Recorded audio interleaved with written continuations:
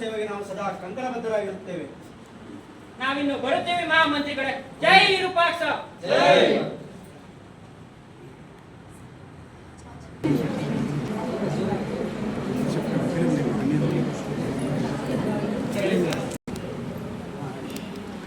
ದೃಶ್ಯ 18 ಕಾರಾಗೃಹ ದೃಶ್ಯ. ಪ್ರಭು ಪ್ರಭು ಏನು? ಹೊಸಬದಿಯಾದ ಅಚ್ಯುತರಾಯರು ಅಪ್ಪಾಜಿಯವರ ಕುಮಾರರನ್ನು ಕೊಲೆ ಮಾಡಿಸಿದ್ದಾರೆ. ಅವರ ಕಣ್ಣುಗಳನ್ನು ಕಿಡಲಾರ್ದೆ ನೀಡಿದ್ದಾರೆ ಪ್ರಭು. ಏನು ಹೇಳುತ್ತಿರುವಿರಿ? ಅಪ್ಪಾಜಿ ಅವರ ಕಣ್ಣು ಕಿಡಿಸುವ ಆಜ್ಞೆ?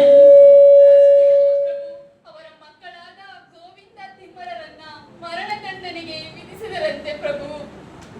ಕೂಡದು ಈ ಆಕ್ರಮ ನಡೆಯ ಕೂಡದು. ನಡೆಯಿರಿ, ನಾ ಈಗಲೇ ನಿಲ್ಲಿಸುತ್ತೇನೆ.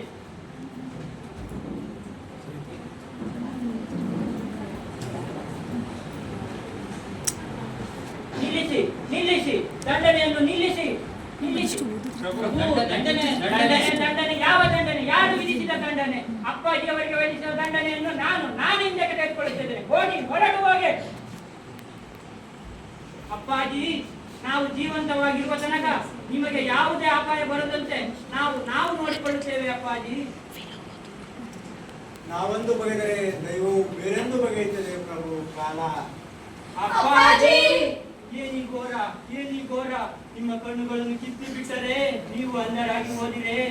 ಪುತ್ರನ ತೋಕದಿಂದ ತಪ್ತನಾಗಿ ಬೇರೊಬ್ಬರ ಕೈಗೆ ನ್ಯಾಯ ನೀತಿಯನ್ನು ಒಪ್ಪಿಸಿ ಈ ಕೃತ್ಯಕ್ಕೆ ನಾನೇ ಕಾರಣನಾದೆನೆ ಅಪ್ಪಾಜಿ, ನಾನೇ ಕಾರಣನಾದೆನೆ.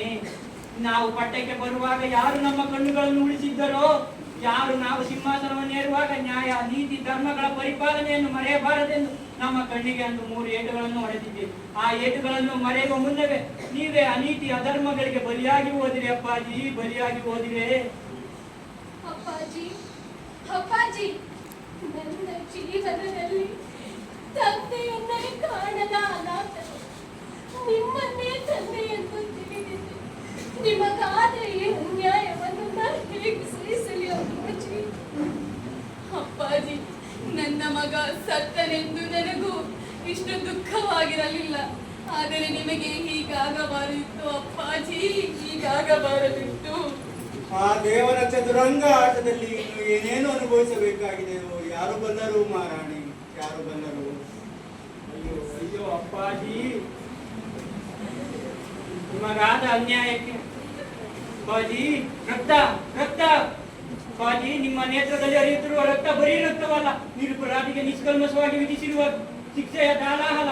ನಿಮ್ಮ ಈ ಒಂದು ರಕ್ತದ ಒಂದು ತೊಟ್ಟು ಈ ಭೂಮಿ ಮೇಲೆ ಬಿದ್ದರೂ ಇಡೀ ವಿಜಯನಗರವೇ ಸುಟ್ಟಿ ಭಸ್ಮವಾಗಿ ಹೋಗುವುದು ಅಪ್ಪಾಜಿ. ನಿಮಗಾದ ಅನ್ಯಾಯಕ್ಕೆ ನಾವು ಕ್ಷಮೆ ಯಾಚಿಸುವ ಅರ್ಹತೆಯೂ ಇಲ್ಲದಂತಾಯ್ತಲ್ಲ ಅಪ್ಪಾಜಿ. ಪ್ರಭು, ನಿಮ್ಮ ಒಂದೊಂದು ಕ್ಷಮೆಯಾಚನೆಯ ಮಾತು ನಮ್ಮನ್ನು ಚೂರಿ ಅಂತ ಎಳೆಯುತ್ತಿದೆ ಪ್ರಭು, ಚೂರಿ ಅಂತ ಎಳೆಯುತ್ತಿದೆ.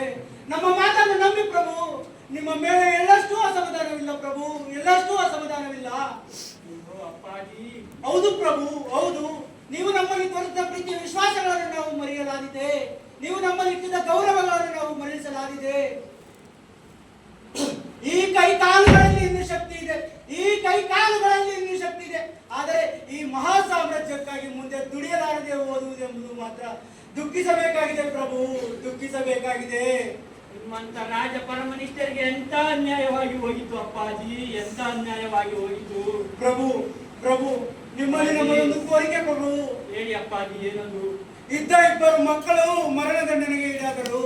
ಮಾತೃಪ್ರಭವೇ ಮೂರ್ತಿವೆಂದಿದ್ದ ನಮ್ಮ ಮಡದಿ ಹೃದಯದಿಂದ ಮೃತಳಾದಳು. ಈ ಪ್ರಪಂಚದಲ್ಲಿ ನಮ್ಮವರೆಂದು ನಮಗೆ ಇನ್ಯಾರೂ ಇಲ್ಲ ಪ್ರಭು, ಇನ್ಯಾರೂ ಇಲ್ಲ. ಪುತ್ರ ಸ್ಥಾನದಲ್ಲಿರುವ ನೀವೇ ನಾವು ಸತ್ತ ಮೇಲೆ ನಮ್ಮ ಅಂತ್ಯಕ್ರಿಯೆಗಳನ್ನು ಮಾಡಿಸಿ ಮುಗಿಸಿಬಿಟ್ಟರೆ ನಾವು ಧನ್ಯರಾದಂತೆ ಪ್ರಭು, ನಾವು ಧನ್ಯರಾದಂತೆ. ಸ್ವಾಮಿಯನ್ನು ಕಳೆದುಕೊಂಡು ತಬ್ಬಲಿಯಾಯಿತು. ಸಹಸ್ರಾರು ಶಸ್ತ್ರಗಳ ಶಿರವನ್ನು ತೆರೆದ ಅವರ ಖಡ್ಗ ಯಜಮಾನನ ಆಸರೆ ಇಲ್ಲದೆ ನಿರಾಶಿತವಾಯಿತು. ಅಂದಿನ ಜಗತ್ ಪ್ರಖ್ಯಾತವಾದ ವಿಜಯನಗರ ಇಂದು ಹಾಳು ಹಂಪೆಯಾಯಿತು. ಶತ್ರುಗಳ ದಾಳಿಗೆ ಸಿಲುಕಿ ಭಿನ್ನವಾಗಿರುವ ಉಗ್ರ ನರಸಿಂಹ, ಅಜಾರ ರಾಮ ದೇವಸ್ಥಾನ, ಸಾಸಿವೆ ಗಣಪತಿ, ಕಮಲಾಭವನ ಮತ್ತು ಕಲಾ ಚಾತುರ್ಯಗಳಿಂದ ತುಂಬಿದ ವಿಜಯ ವಿಠಲ ದೇವಸ್ಥಾನ, ಕಲ್ಲಿನ ರಥ ಇವೆಲ್ಲವೂ ಶ್ರೀ ಕೃಷ್ಣದೇವರಾಯರು ಆಳಿದ ವಿಜಯನಗರದ ವೈಭವ. ಇಲ್ಲಿದೆ ನೋಡಿ ಎಂದು ಪ್ರವಾಸಿಗರನ್ನು ಕೈಬೀಸಿ ಕರೆಯುತ್ತಿದೆ.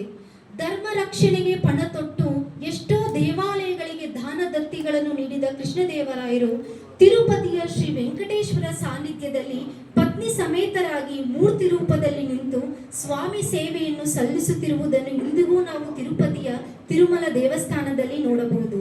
ಧನ್ಯೋಸ್ಮಿ ಕೃಷ್ಣದೇವರಾಯ ಧನ್ಯೋಸ್ಮಿ.